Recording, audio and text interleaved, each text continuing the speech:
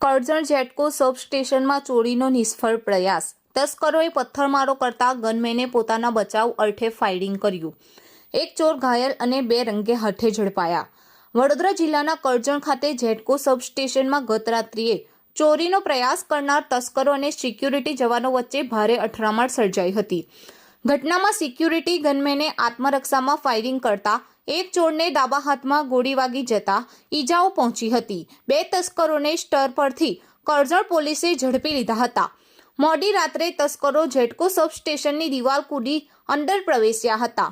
ચોરી કરવાની નીતિ સાથે પ્રવેશ કરેલા તસ્કરો પર સિક્યુરિટી જવાનોની નજર પડતા જ તરત જ તેમને અટકાવવાનો પ્રયાસ કરવામાં આવ્યો હતો। જોકે ચોરોએ સિક્યુરિટી કર્મચારીઓ પર પથ્થરમારો કરી હુમલો કર્યો હતો, જેના કારણે પરિસ્થિતિ તંગ બની ગઈ હતી। ચોરોના હુમલાના જવાબમાં ફરજ પર હાજર ગનમેને આત્મરક્ષા અને પરિસ્થિતિ કાબૂમાં લેવા માટે ફાયરિંગ કર્યું હતું।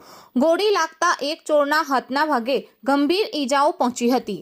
આ દરમિયાન સિક્યુરિટી સ્ટાફ અને ગનમેને બે તસ્કરોને પકડી પાડવામાં સફળતા મેળવી હતી, જ્યારે એક અન્ય ચોર અંધારાનો લાભ લઈ ફરાર થવામાં સફળ થયો હતો।